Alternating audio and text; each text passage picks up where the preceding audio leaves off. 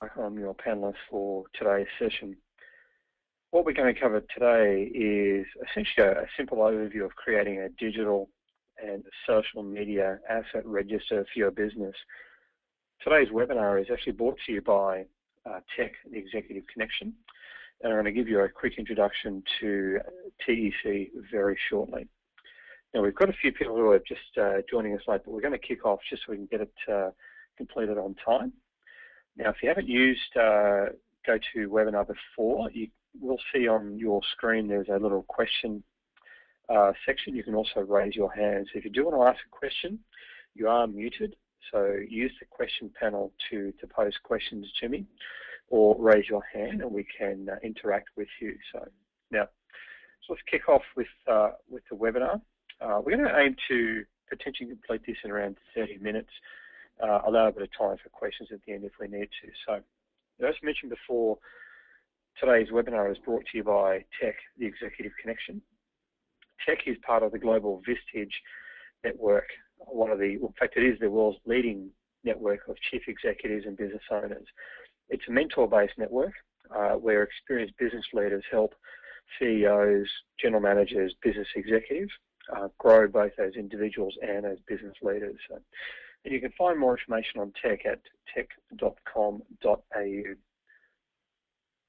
Now, the idea behind today's webinar is really around looking at the growth of social media and what this means for a diverse range of companies. One thing I've seen in probably the past 4 or 5 years that I have been involved in both working directly in social media but also consulting to companies in this space is that the growth of social channels and the growth of platforms such as LinkedIn and Twitter simply continues unabated. Their power, their influence continues to grow. And this really is creating some significant challenges for us as either key people involved or who have been tasked to manage these channels, but also to look at what are the broader risks that might evolve or emerge depending on how these platforms grow. And clearly, whilst we talk a lot about LinkedIn, Twitter, and Facebook, there's also emerging platforms such as Pinterest, Tumblr, and even Google Plus continues to gain currency that we need to be very, very conscious of. Global research has indicated that as these platforms grow, the oversight and the management task continues to get more complex and more complicated. And the quote here, while fairly blunt, I think is very, very relevant. There is a significant challenge to companies in terms of actually managing and understanding what is the footprint, what are our risks, what are people doing, and how do we put some controls and some procedures around it. So what I want to do over the next 20, 25 minutes is essentially go through 3 basic steps for organisations in terms of how to get our heads around this. First one obviously is to look at undertaking an audit. What do we need to do? What can we do to understand what people are doing? Where are they doing it? And is it official? Is it sanctioned? Is it likely to cause a risk down the track? The second part of this is to create an asset register. And I'm going to take you through some simple points to consider and also show you an example that we provide out to our clients.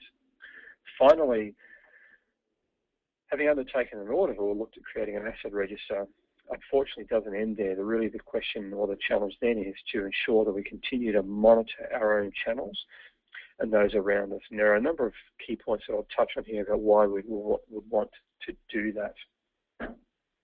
So let's start with this idea of undertaking an audit. This is really critical for most companies. And when I get out and talk to leadership groups, talk to companies, talk to my customers, the first thing I do is I have a look at what I can find out about them, not via Google, but in the core social media platforms. So I'm trawling around Twitter, LinkedIn, Facebook, etc., delving into some of the less common platforms such as productreview.com.au, Google, Local, and so on to see what's out there, what are people doing, is it official, is it unofficial, what are the risks involved. So the key points I talk to companies about when they look at an audit, obviously first of all is to use the search functions of the key platforms to find keywords, accounts, profiles, I'll just show you a very quick example of what I mean by this. So I'm actually just logged into LinkedIn here. Now, one of the key things I do when I look at doing research is to actually use the search function here to say, what can I find out about companies? What can I find? Who can I find? What can I see about what's going on? And I just want to show you a very quick example from somebody I met yesterday, Don McLean, who's a tech member. And simply by searching here, I can actually find Don's profile, Don's company, and also anyone that I might be connected to with Don. So these search functions that you see here, and that we also see here through Twitter, through search, are what we need to focus on. So Google will generally just give us the basic search information. I always recommend that we jump in and actually look at the search functions within these specific platforms to drill in and find that information. So now the second point I want to touch on here is the issue of documentation. In terms of developing or doing an audit and creating the register, the one key thing we must do is document what we find. We need to document it, store it inside our knowledge base, particularly if anything we find looks suspicious, because down the track, if there's any issues over intellectual property, brand damage, misrepresentation, we need to be able to look back and point and say, but look, we actually identified this a while ago and we've been taking steps to deal with an authorized or unauthorized account that we may have come across. And hold on 2 seconds. Okay, so just got a quick question that's come in from one of the attendees around documentation. Now, the question is what is the importance of documentation? Let me refer back to the point I just made. What we're seeing, particularly in Australia, is that the courts and market regulators such as ACMA, ASX, are really going beyond companies making statements and actually saying, show us proof that you've actually been diligent. Show us that you've done an audit, that you've actually identified where risks might be, and what are the steps that you're taking to manage or alleviate those risks. So documentation is very important, and I do strongly recommend that it is stored in your company knowledge base. Third point here is to actually bookmark and have on hand the relevant complaint or submission pages. So, for example, Twitter is notorious for having fake profiles, parody accounts, or simply trolling accounts that might be seen to be trying to masquerade as somebody who is an official spokesperson for the company. So what I do encourage everyone to do is to make sure they have these relevant pages bookmarked so they can quickly find them and quickly submit requests for takedown notices or for the platform owners to take action. I just noticed somebody's raised their hand there. Yep, I actually was going to show you an example. So the question that's come in is, can we show an example of one of these bookmarks? And let me just jump into, here we go. So the example I've got here is I've just jumped into LinkedIn. And the reason I'm showing LinkedIn is we have seen recently some examples of false profiles popping up, people masquerading as being employed by a company. So if you do find you've done an audit of anyone on LinkedIn who is associated to your company and you find a profile that is suspicious or is blatantly false, this is an example where you can actually jump into this URL here and use this particular claim form to submit a claim to LinkedIn, asking them to take action on a particular profile. And obviously, as you can see here, they also provide a link to their copyright and content policies so that you can actually then review and understand on what basis would you submit a claim for them. So, and quickly, yes, what I will do for you, I just noticed one of you said there, don't go away, you're trying to type out the that URL. I'll actually just paste this in here so that you can copy and paste this URL. Is the in claim URL.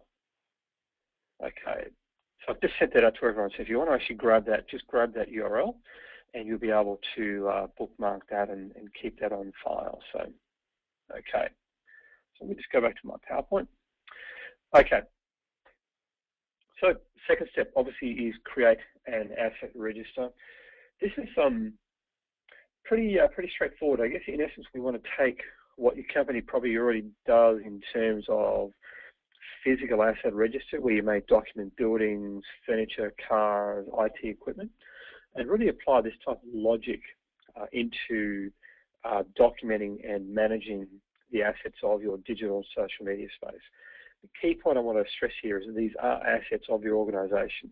They can have value and they can be very, very important down the track. So first things first, there are some critical details we must document and store. Obviously things such as your username, what is the linked email account, who is the actual account owner or who has access to an account. Now, the key thing here, particularly that I want to stress, is the linked email account, because if you lose track of what email the account is registered to, it can be very hard to then recapture control of an account if somebody leaves the organization. Second point here, this is probably more relevant for Facebook brand pages, LinkedIn company pages, is the need to have two, or what we recommend is have two admins. And just quickly, somebody's jumped in ahead of me. Why have two admins? Well, quite simply, you want to ensure that if something is escalating, if you have a situation where you need to potentially have very, very direct control over what is being posted or what is being said, having more than one admin means that if you essentially minimize key person risk. What you don't want to find is the admin for a page is unavailable, off work, on a plane overseas, when the business needs to start to escalate control or publishing of information. So thank you. That's a very good question to bring up. So moving on, the key thing, and we've seen a couple of examples of this over the past few years, where employees have created, for example, Twitter accounts and have become unofficial spokespeople for an organization.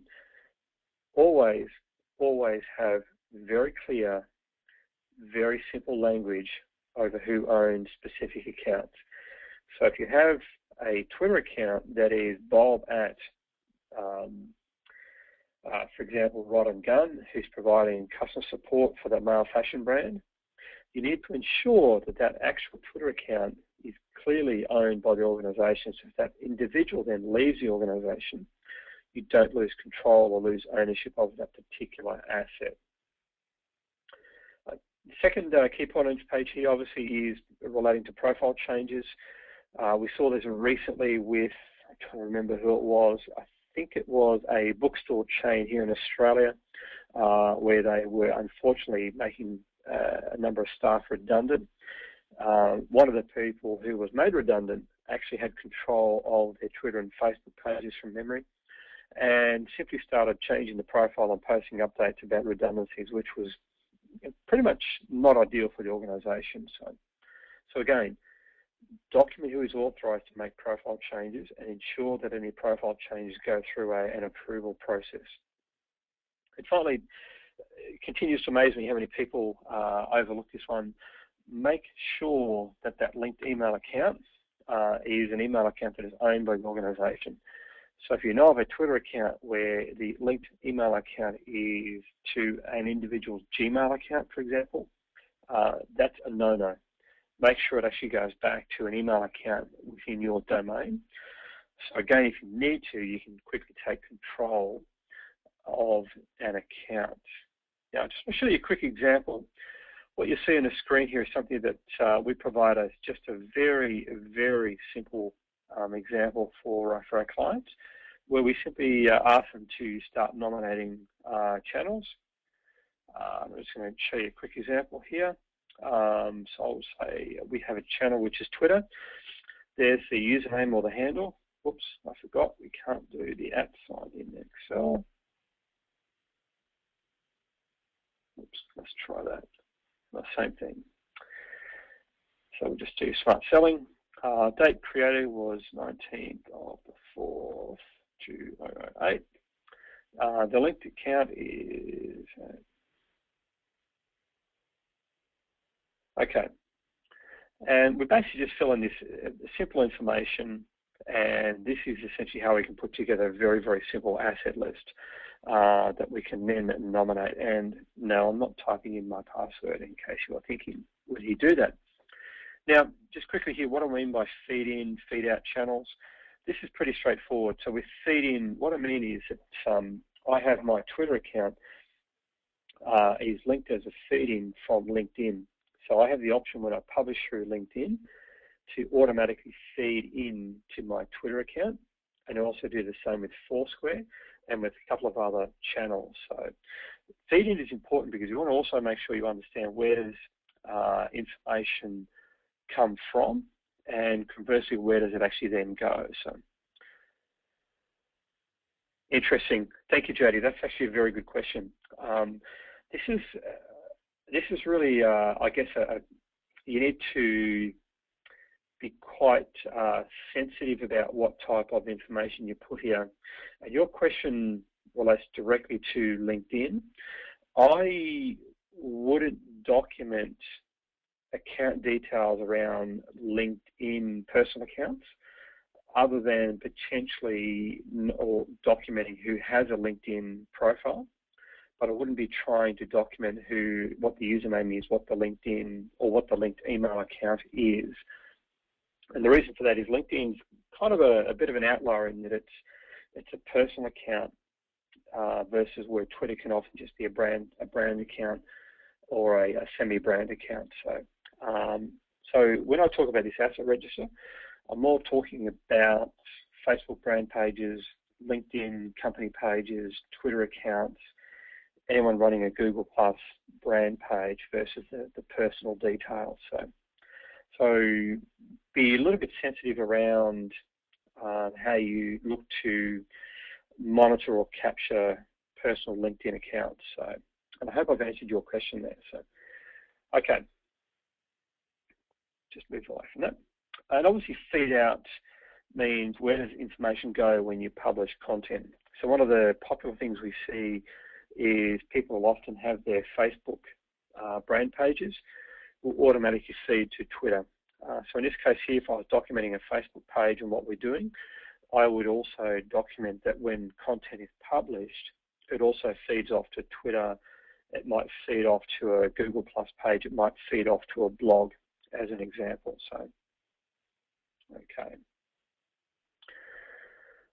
I'm just seeing another question come in here. Okay, no, they stopped typing. So, okay. Oh, okay. Yes. The question was, can we forward a copy of that Excel spreadsheet? Yes, as part of the follow-up post this webinar, I will actually send out that Excel as a link if you want to use it or simply use some of the information contained there. So, final step I want to touch on relates to what we do once we've actually created this asset register. And unfortunately, social media doesn't sleep. It doesn't work bank hours. It doesn't work 9 to 5. It is 24/7. So one of the key ideas and the key demands we need to get ahead around is the fact that we have to monitor social media. We've got to be looking at what is happening, what are risk scenarios. Are there situations or times of the year where we need to increase our monitoring depending on our risk position? So everything here is driven by risk. Look, if you're a low-risk organisation, if you're potentially providing B2B accounting services within a specific geographical area, I would consider your risk profile is somewhat low, where Google Alerts might be a sufficient monitoring option where you simply have alerts based on certain keywords or phrases about your company, your key staff, or even your clients. So now, clearly we can step up the risk profile. And in terms of what is a higher risk, well, I guess in Australia at the moment, I would deem high risk as being companies that might be operating in mining, operating in environmental resource sector, coal seam gas, anyone working in energy, dealing with consumers, fashion brands. If you were watching Four Corners earlier this week, and you're a company that is manufacturing or commissioning garments to be manufactured in Bangladesh, I would consider that to be high risk. And you should have a very, very active enterprise-grade monitoring tool in place to ensure you understand what's going on, what are people saying, and how are people potentially representing or misrepresenting your brand in the social space. Now, and I think I've just actually addressed the question that came in. Thank you. So risk obviously is think about your risk, think about your market sensitivities, think about your customers, and think about some of the broader community considerations and activities that are going on and how that might impact your business. So let me just wrap up quickly. I did promise we'd try and get through in about half an hour. We're probably actually a little bit ahead of schedule, so we'll have time for questions. The key points I touched on today, obviously, is it's imperative that we start with a scan of what's actually happening at any point in time. So get out there, look at what's happening, understand if there are accounts already in existence. Are they official? Is it somebody who's gone out and has created something with good intentions, and you're now looking to have to put procedures in place? Following on from that, we need to then look at creating an asset register. What are the assets you need to manage? How do you need to manage them? Do you need to put certain oversight in place? And if we go back to Jody's question around LinkedIn personal profiles, part of what you might want to look at doing, rather than trying to document who's using specific channels, is actually standardizing some of the language or some of the keywords that they're using within those LinkedIn personal accounts. And finally, just to wrap up, attention and diligence. You do need to monitor. It is absolutely critical that you have a monitoring program in place so that you can actually document certain events, document what you've done, what escalation considerations have you put in place. So if somebody does start to misrepresent your company or your brand or your staff, you've got a written record that you can then refer back to as a basis of your defence. Now, that's pretty much the key points I wanted to cover today. I can see there's a couple of questions that have just been posted here that I'll just touch on quickly. First of all, a question came in from Bobby. Bobby, it's a good question. Who should own an asset register? This is a tricky one. My personal opinion is that the asset register should be owned by probably somebody in finance. The reason I say that is they generally have a better mindset around managing assets, so they'll have a more intrinsic attitude about what details do we need to capture and how often does it need to be updated. So, but having said that, clearly somebody senior within your marketing or communications group may also look to manage the asset register and be updating it on a frequent basis. So, and look at a couple of the other questions that have come in from other people. How often should we review this? Look, I'd take it back to risk. If you're in a low-risk environment, I would suggest reviewing it twice a year. If you're in a higher-risk environment where you've got greater community sensitivities, I'll be looking at reviewing it on a monthly or quarterly basis, depending. And again, it really is based on that risk side of things. If you are a retail business and there's some sensitivities in the community, I would definitely do it monthly. But quarterly might be an option for you as well. So, okay. Now, that's pretty much what I wanted to cover today. It's a very, very quick snapshot. Our next webinar on July 17 is actually touching on, we're going into more detail around some of the legal risks. So we're actually going to build on some of the key points I've touched on today. and take that a step further and start looking at some of the key legal implications around how do we manage this, what should we do, what are some of the key policy points that we need to put in place.